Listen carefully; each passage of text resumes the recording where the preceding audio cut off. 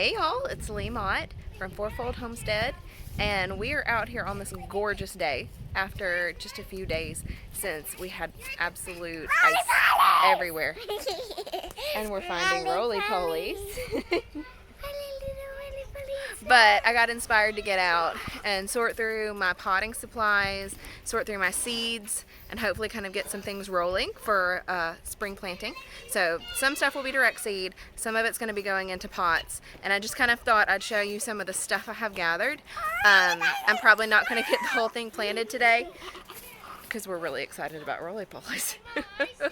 But it's a gorgeous day, and so I hope you'll join us outside as we get started. I'm going to show you a few of the materials that I've gathered up that are easy to get your hands on, and you may even already have some of this sitting around.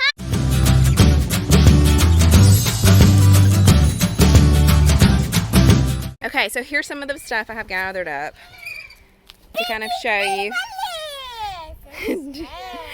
you how we can get things started. I have a few options because as you can tell, we're kind of a waste not want not family. My mom is a master gardener, and so she collects up pots for me. She likes to regularly raid the dead plant pile, is what she calls it, at Lowe's, and so she brings back plants that are looking kind of sad, gets them planted, and of course her thumb is beyond green. She's got like a gold thumb. And she gets them going again, and then she hangs on to the pots for me. So I've got all these that are just basically reusing nursery pots. Some other options are Jiffy pots, and that's what I've got soaking in here. Here's a package. These were very old, and I think that's why it's taking them so long to soak, because you have to stick these in water. They start out as really compact little peat pots, and then as you soak them, they get puffy. They get what? Puffy. They get puffy. You're supposed to soak them until they pop up to about 2 inches high. Ooh, and these have been soaking since before lunch. And I can't see the time on my phone right now. They've been in there probably an hour and a half. So I go ahead and caution you, if you're going to use those, give yourself time and plan ahead. And I'm not a super great plan aheader, so I'm glad I went ahead and started soaking those. My little helper. Please step down, my little helper. Some other things you can use. These are some seed starting trays. So you get your seed medium in there and start those. Those are really good for things that you want to get started, but you're going to turn around pretty quickly and put them out in the garden, or you're going to end up repotting them. I have 4 of them, I think. And I used them regularly last year. They were great. Unfortunately, being plastic, they are starting to break down. Some of the cells are starting to smush on me. But I've gotten several uses. This is another reuse thing.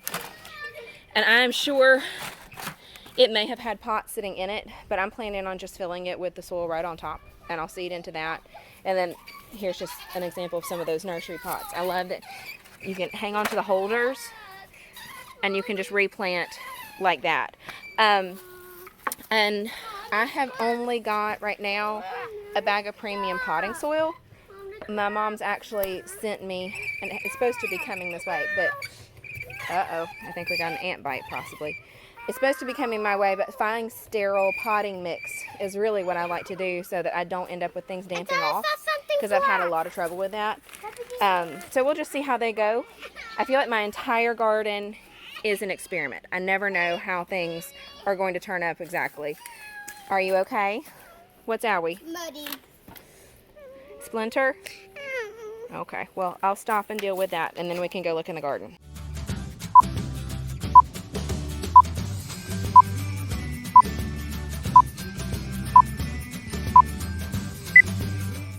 Okay, so Splinter disaster averted. I was able to pull that one out pretty fast, but it was a big show of tears. But I'll walk you in here and just kind of show you some of the things I'm doing for seed starting setup in here. This is what's left of some chard in those very cold temperatures. Poor sad things. This did not get covered up, so I was kind of interested to see. Now, this is fascinating. This is some of that red oak leaf lettuce, and it's growing. The freeze killed a few outside leaves, but it's still growing. The kale, it's still green. So it's really interesting to see what's so hardy. Over here, I have a little mini greenhouse. It's actually a topper that's supposed to go on a raised bed. Mom got this because she was hosting my sister's wedding, and she needed to kind of push some seedlings to get started to make sure things were there early. And she got these 2 seed starting mats and a little thermostat. This is the first time I've tried to use them, so I'll let you know how that goes. Over here, this is a bed that I did not keep covered in the cold. Over here on the edges, we've got some onions that I put in, and they have some damage on the green, but they're already putting more green out, so I think we're going to be good. That's kale. I'm going to go ahead and pull the stuff in this bed, except for the onions, obviously, out, and we're going to put some hoops over this bed like this one has. And I'm going to get some plastic sheeting, and we're basically going to convert this into a greenhouse for the seeds I'm about to get started, because I really would like to get a jump start on the season this year, especially with some of those tomatoes and peppers, some of those things that don't start producing until much, much later. So I'm going to be ripping all this out and getting it ready to kind of turn into a greenhouse. Over here is a bed that we have not completed yet. That is definitely on the to-do list for this spring, because this will be a tremendous amount of planting space. Oh, and if you're curious, those sides were industrial waste from a furniture plant here in Starkville. It was called Flex Steel. Unfortunately, it is not in existence anymore, and I'm really, really going to be missing their salvage pile. From best we can decide, we think these were futon frames, and they have these marvelous tabs that stick up, and it's perfect for clamping covers on. That's what I was using over here, was clamping my clamps to those little tabs, and it was amazing. This bed I did have covered. The ends under here weren't covered well because I didn't have it over the A-frame, so you can see the radishes that were down there are really sad. I'm probably just going to go ahead and pull those out. Whatever can be eaten can just go to the goats. Oh, it's okay. We can plant more radishes and they grow fast. This kale is gorgeous. It's still really happy. I'm going to let it keep going. Some of the chard here is still growing, but I'm going to start popping that out and giving it to the goats because I'm going to start some more. I want to give some to the goats. You want to give some to the goats now?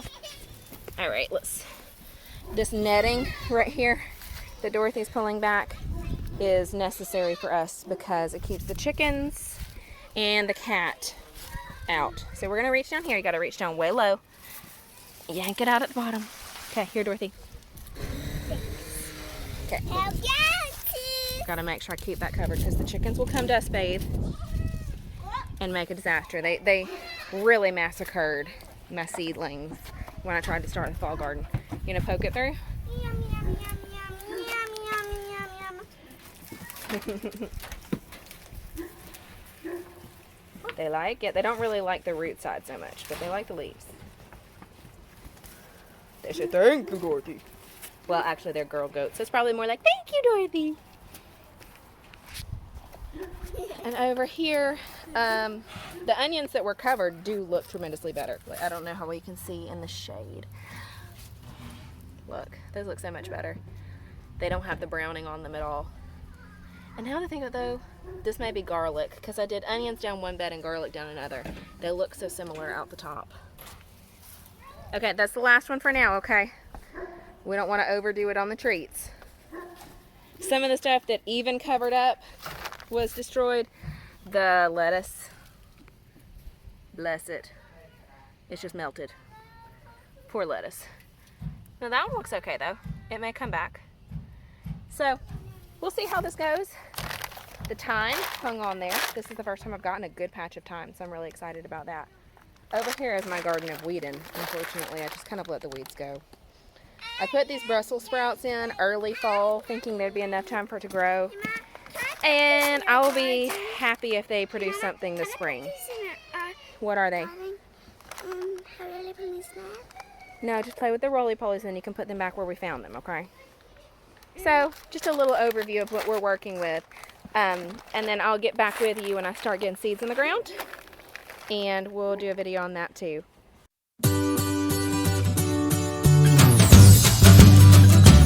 Now let's talk seeds. I was going to show you my face and talk to the camera, and the way the sun is pointing right now, it is just right in my face and I'm all squinty. So I'll just do it in my lap and we'll go this way. As far as seeds go, I would just encourage you, grab what you can get and get started. I started out with our garden with seeds from the co-op and from Walmart. I have the funniest little hodgepodge collection of seeds ever. Can you play with the goats? Not just right now, my sweet friend, okay? So I already have some that I'm working from that are even 2 or 3 years old, and I hang on to everything I don't use. And every year I've had the seeds, at least some of them, germinate, so it's worth it for me. This year, I'm really excited. I felt so legitimate because you can see sitting in my lap right now I have Baker Creek seeds. I ordered from Baker Creek for the first time this year, and I am so pumped. I can't wait to see what comes of this harvest. I absolutely love the company. I love how they are so focused on heirloom seeds and open pollinating, so that seed saving is a possibility, because I do love to seed save. I'll talk about that later, my successes and oopses on seed saving. But it's a lot of fun to know that gives me a little more sustainability that I can save. But I've just quickly gone through my seeds. I already have gone through and I pulled out the things that need to be started early, that like the cooler weather, or that I really need a good jump start on. Things that are direct sow in warmer weather I didn't even bring out. The pile that's in my lap right now, it's actually stuff I'm going to direct sow into the garden. So I'm not going to be putting that into any of these pots right now. So like the lettuce, I actually got this one I ordered and then I got a free seed one that's the same. The sugar snap peas, my calendula. I've never grown that before and I'm really excited about that. Spinach is a direct sow into the garden like right now. So I'll have to get a bed ready soon. Radishes. If you're an impatient gardener and you want to just try something and see the results quickly, radish is the best thing in the world. It takes a little getting used to how you can use them. We found some of our favorite ways to use them are to slice them up thin and saute them, or to bake them with like sliced up Brussels sprouts. They're also really amazing just brined with salt water and slices and then tossed into salads. It gives it a nice little crunchy kick. Or you can even add them to like a potato soup to cut the amount of potatoes that are in there and use partially radishes. I can actually get my kids to eat them that way. So I just call it pink potato soup. This year I have gotten excited and had to grab all the fun things. So we got the black nebula carrots, and those will have to go straight in. Pretty much she's helping me with compost. She's picking up the brown leaves to add to our compost pile, which is very full of greens. We have lots of hay and lots of goat poop, so we need some browns. Thank you, dear. I appreciate that. As a rule, your root veggies are going to want to just go straight into the ground. They're not going to want to transplant. Look at this. Isn't this amazing? I can't wait to see what it does. It's called a strawberry spinach. It's not actually spinach. It produces these little berries that taste kind of like strawberry, but you can use the young leaves just like you would a spinach. Again, another root that's going to need to go straight in. And this is I got the blue curled Scotch kale, so I'm excited to see what that looks like. And that could go in right now too. Like you saw in the garden, here I am just letting you look at my knees. I'm sorry. You saw in the garden, I have kale that hung on through being covered up in ice. So that's a really hardy plant. So I'm going to take those and set them to the side. I don't want to put them in the water. You see, I already went through and watered all my trays, so I won't float my seeds out. So they're all kind of soaking right now. Then over here, I have, this is stuff I want to put into the seed trays, but it's fairly tough. So say it's not sitting on top of heating mats or something, it's going to be fine. And if it gets a little cool, it'll be fine. It's starting, can you turn it sideways so we can see the side? It's supposed to go up to about 2 inches. That doesn't look like it's 2 inches yet. So my cabbages, I'm going to start several flowering things. Baby, I don't want you to drip on my seeds. Please stop. Please put them down. I'm going to start some flowering things to hopefully attract some pollinators that are also dual use. So I'm really excited about that. The yarrow, marigolds for mixing in, keeping off pests. I have not been successful with chives yet, and I really want to be because these are perennials and they do flower. So I have my fingers crossed that I can get the chives to work for me. Something else I'm going to kind of show you when I break into these is kind of the difference in amount in some of these packages. My sister bought me for my birthday a pack of really cute little hanging pots and a bunch of herbs like this. And I'm going to show you kind of what's inside when you break into that. That was an Amazon order. They are non-GMO and organic, which is wonderful, but I'll kind of show you what's on the inside of that. Another company that I got really excited about ordering from this year is Haas Seeds, or Haas Garden Tools. I could not find everything I needed from Baker Creek. Some of it was already sold out, and I ordered it back in January, I think, maybe late December. And so the Bright Light Swiss chard is a must grow for me. It works really beautifully. It sautés nicely in like if you're doing eggs, and it's just gorgeous. The bright stems are absolutely beautiful. So I'm excited that I'm getting that in. I told you I keep things for forever. This is some lettuce and some cilantro. Now, I have some cilantro that is actually making it in my garden right now. It has been hanging on really well, but I want to start some more. The funny thing is, I'm not a huge fan of cilantro. I can't eat a whole lot of it, but it's necessary in salsa. It doesn't taste right if it doesn't have cilantro in it.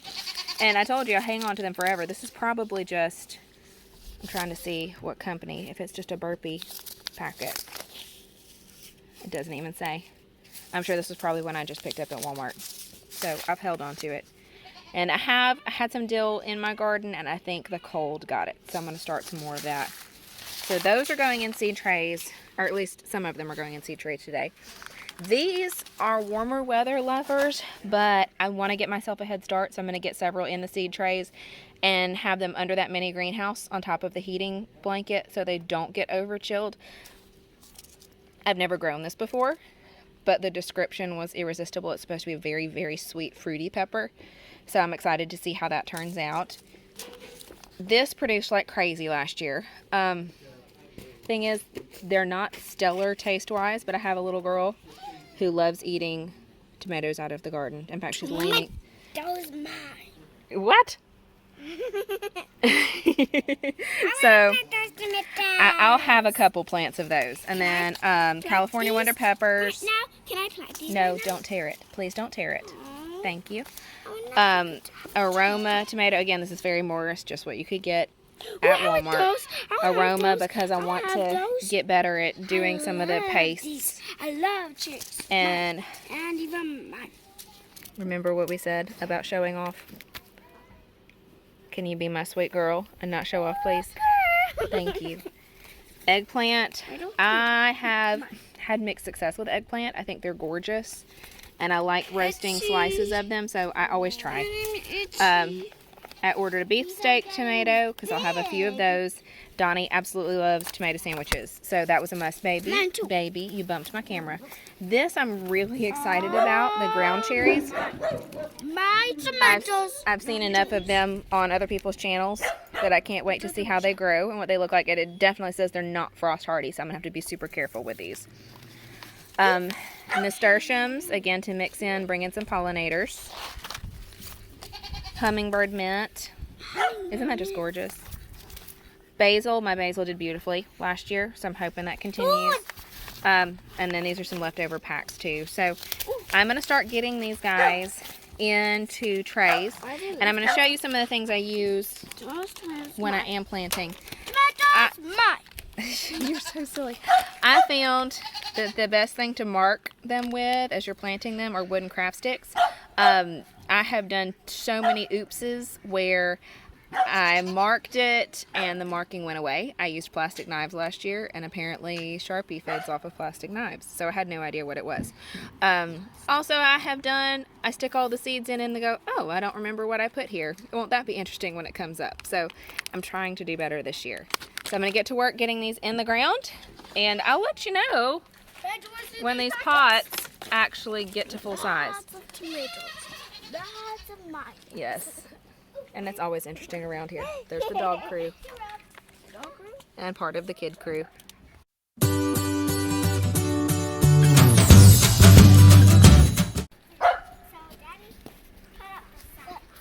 Yep. It's getting nighttime. We hung our veggie garden sign. It's getting nighttime.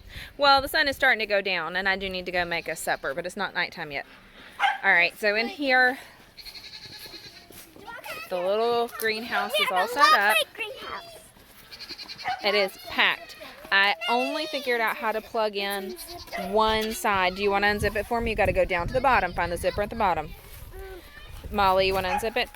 I was only able to figure out how to plug in one of those heat mats to the thermostat. So, I guess we'll just see. Okay, that's a good peek. Thank you. Molly, I think we're good with one side. We can peek. It's full. And everything is labeled, which is much improvement because I have been horrid about labeling.